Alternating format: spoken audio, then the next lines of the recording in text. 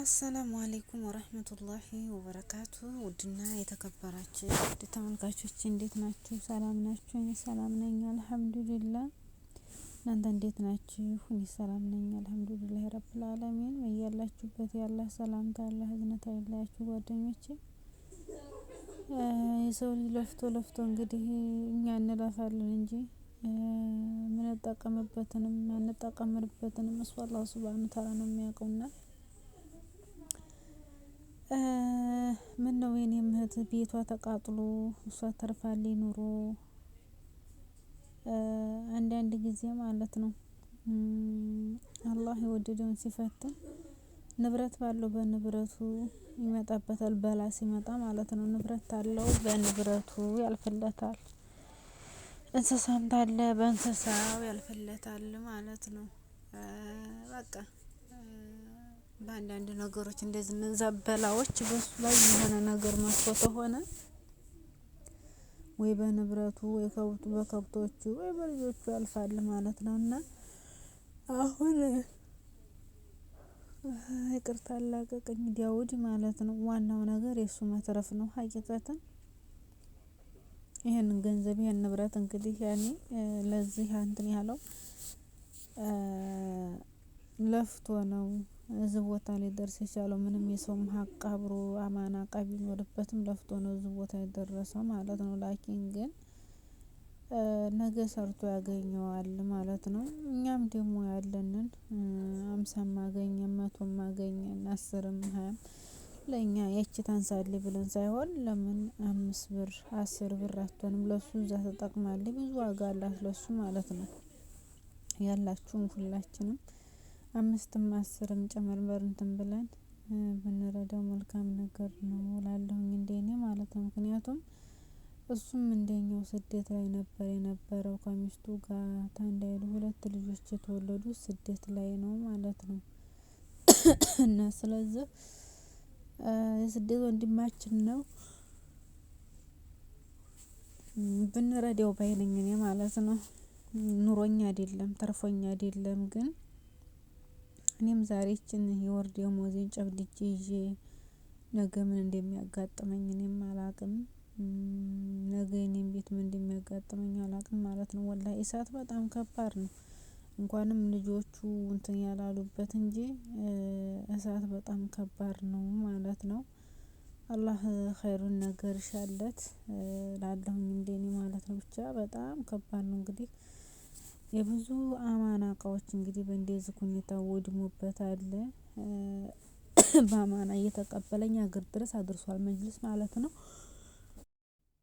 እና ትናንትና እያነሳነው ነበር ማለት ነው ጓደኛዬ ጋራ ጓደኛዬ ጎረቤት እዛው መካነ ሰላም ውስጥ እኔ መሰለ መጅልስ ብታዩት የሚያምር መጅልስ አስገብቷል ማለት ነው። እና እሱን እንትን ብዬ እኔም ለራሱ ለመጥለብ ፈልጌው ነበር ማለት ነው። ሶፋ ላኪን ግን እንደዚህ ለመሆኑ በጣም ከባድ ነውና በጣም ጠንካራ ጎበዝ ታታሪ ነው። እንግዲህ ተስደት ተመጣ ወዲህ ያው እንደምንም ተፍጨርጭሮ እንደምንም ብሎ ደርሶ ነበረ። መጨረሻው ደግሞ እንደዚህ ያለ ነገር ሆነ ማለት ነውና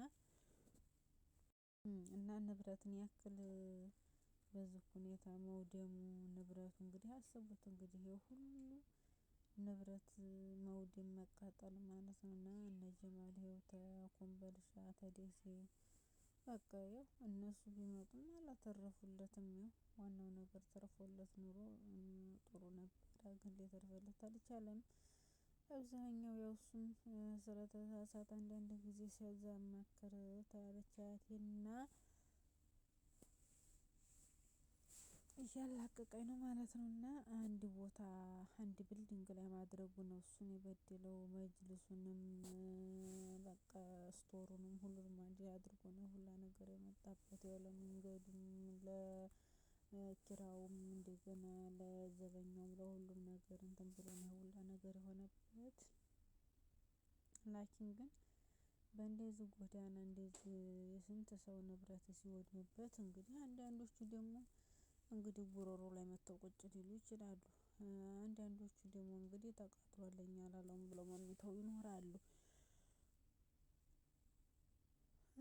አንዳንዶችም ደግሞ እንትን ይላሉ ማለት እና በእንደዚህ ጎዳና ንብረቱ ወድሟል።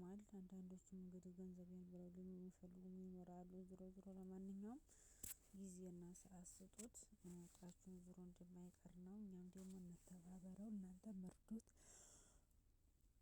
ባላችን እንተማመን፣ እንተጋገዝ ነው የምለው እንደኔ ማለት ነው። ወላሂ ነገ ምን ያመጣብኛል መግበኔ ነው። ይሄ ነገር እንግዲህ ማን እንግዲህ ዳውድ እንደምናውቀው ፈጣሪ ነበር እንግዲህ ዛሬው የሁላው እንትን ሲልበት እንደዚህ ሲቃጠልበት በጣም ከባድ ነው ማለት ነው።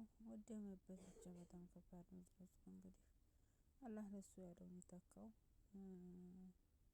እንደዚህ ሁኔታ የሰው ልጅ ለፍቶ ለፍቶ እለወጣለሁ ሲል በስተመጨረሻ ደግሞ እንደዚህ ያለ ሙሲባ ሲያመጣ በጣም ከባድ ነው እህቶቼ።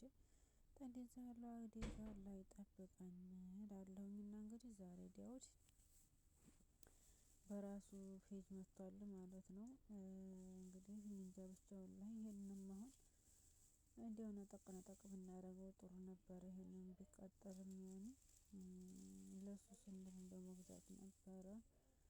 እስቲ እንግዲህ እናየዋለን ማለት ነው ሁሉንም እና ለማንኛውም እርዱኝ ብሎ አካውንት ለቋል።